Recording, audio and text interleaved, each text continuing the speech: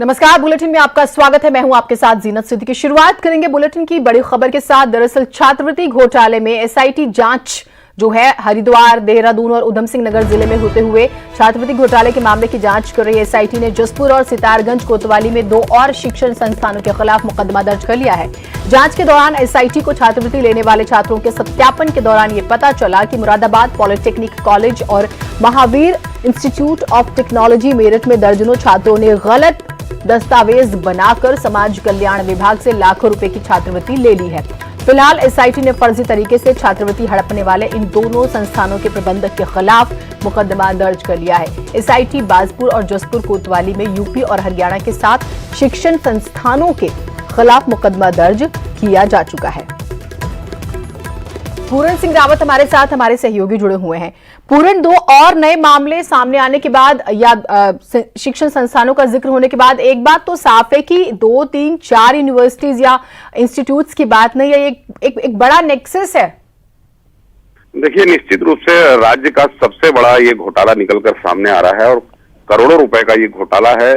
और हरिद्वार, देहरादून, उधम सिंह नगर, नैनीताल, टेहरी, एक के बाद एक करके ये लगभग कई जिलों में ये मामला खुलकर सामने आ रहा है। और सबसे ज्यादा जो बड़े पैमाने पे व्यापक घोटाला हुआ है वो उधम सिंह नगर और हरिद्वार में हुआ है। और अब तक इस पूरे मामले में कई गिरफ्तारियां हरिद्वार से हो चुकी है। उधम सिंह नगर जिले में भी अब तक इस पूरे मामले में 7 मुकदमे दर्ज हो चुके हैं और जिसमें से 4 लोगों की गिरफ्तारी भी एसआईटी कर चुकी है। और गढ़वाल के आईजी के नेतृत्व में ये एसआईटी काम कर रही है, वो पूरा मॉनिटरिंग कर रहे हैं। और आने वाले समय में इस पूरे मामले में और गिरफ्तारियां होंगी और अब देखना ये होगा कि और किन जनपदों में जो है ये घोटाला निकलकर सामने आता है, क्योंकि बड़ा घोटाला है। फर्जी दस्तावेजों के आधार पर, फर्जी प्रमाण पत्रों के आधार पर करोड़ों रुपए की छात्रवृत्ति इसमें हड़पी गई है। और अभी तक जो सामने मामले आए हैं उधम सिंह नगर में, उसमें यूपी और हरियाणा के जो है सबसे ज्यादा कॉलेज प्रकाश में आए हैं और उनके खिलाफ, इंस्टीट्यूट के खिलाफ मुकदमे भी दर्ज हुए। ठीक है, आपने यूपी और हरियाणा का जिक्र किया, खास तौर से यूपी के मेरठ में तो एक बड़ा स्कैंडल ही स्पेशली एजुकेशन को लेकर चलता है। बहुत शुक्रिया, आप हमारे साथ जुड़े। अपडेट्स आपसे हम लेते रहेंगे। प्रदेश में आज ब्लॉक प्रमुख का चुनाव होगा। राज्य निर्वाचन आयोग ने क्षेत्र पंचायत प्रमुखों के मतदान की सभी तैयारियां पूरी कर ली है।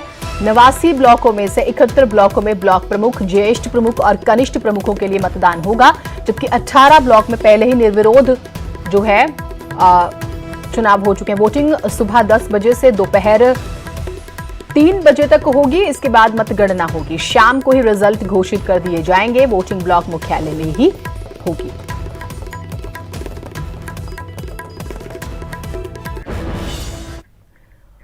देहरादून जिला पंचायत आरक्षण पर हाईकोर्ट ने राज्य सरकार और राज्य निर्वाचन आयोग को नोटिस जारी किया है और 3 हफ्तों में जवाब मांगा है। कोर्ट ने पूछा है कि जब सबसे ज्यादा एसटी उधम सिंह नगर में है तो कैसे देहरादून की सीट को एसटी आरक्षित कर दिया गया। देहरादून जिला पंचायत सदस्य टीना सिंह ने हाईकोर्ट में देहरादून जिला पंचायत अध्यक्ष पद के आरक्षण को चुनौती दी है।